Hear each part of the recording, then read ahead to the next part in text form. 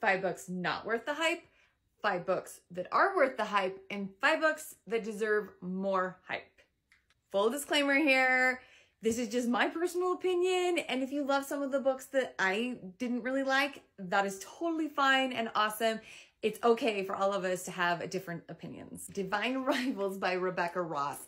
Now, I actually did enjoy this book, but I have read other books by Rebecca Ross and thought that they were much better than this one. I just thought it was okay. I was a little bit bored, thought the ending was very rushed. So, I mean, I haven't read the sequel yet, but this one was just an okay read for me, and everybody else was, and I think I might have went in with too high of expectations because everyone else was super obsessed with it, but I didn't quite feel it lived up to the hype. The Spanish Love Deception by Elena Armas. I just kind of felt like this was a ripoff of the Hating Games and just not nearly as good. I don't know, it's not like a carbon copy of the Hating Games. That was a comp title, so that's what I went in expecting, and this one just really let me down. I didn't like the girl, I didn't like the romance. It just didn't work for me. A Good Girl's Guide to Murder by Holly Jackson. This is a YA mystery that everybody seems to be obsessed with. It was on the New York Times list forever. So it's like, okay, I'm going to totally pick it up. I was not surprised by the twists. I was not surprised by who did it. And it was okay. I thought it was a little bit boring. And I've just read other YA mysteries that I think are way better and way more unique. I just felt like this was very generic and I didn't love it. A Touch of Darkness by Scarlett St. Clair. I did enjoy this book, but I've read other Hades and Persephone retellings that I think are way better.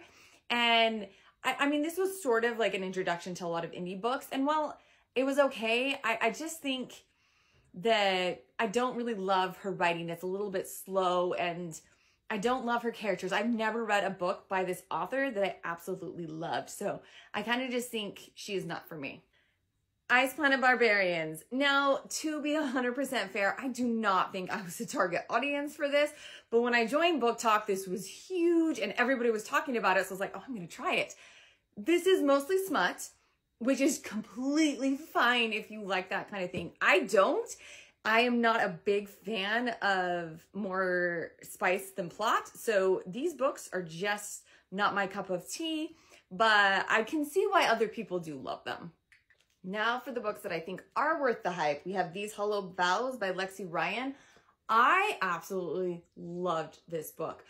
It took me by surprise, which is really difficult because I usually can see any plot twist coming from a mile away. I did not see the one coming in this book, and I loved the romance, I loved the writing. It was just so fun and easy to read, and I definitely loved it. Defy the Night by Bridget Kemmerer. If you like retellings, this is a series you definitely need to check out. It's inspired by Robin Hood. It's fun, it's romantic, it's adventurous, it's very high stakes. I cannot recommend it enough. The Inheritance Games by Jennifer Lynn Barnes. Now we're talking about a unique YA mystery. This is it. It's got puzzles, it's got mystery, it's got romance. I mean, this book was so well written and so entertaining and very different than any other YA mystery I've ever read. The Love Hypothesis by Ali Hazelwood is fun and spicy, easy to read, and just so overly adorable that you can't not love it. Like, this one is amazing. The Mistborn series by Brandon Sanderson. If you're an epic fantasy fan, you have to read this series. The world building, the writing, the emotions, the stakes, everything is so well done. He is a fantastic writer, and this is my favorite fantasy series by him. I do really love the Skyward series as well, but if you're looking for fantasy, I loved the Mistborn series. 5 books that deserve more hype. I'm going to start off strong with Sweet Evil by Wendy Higgins. This is an older YA paranormal series where it features the kids of the mortal children of the 7 deadly sins. And oh my word, this one has romance and tension and action and adventure. I love this series and not enough people talk about it.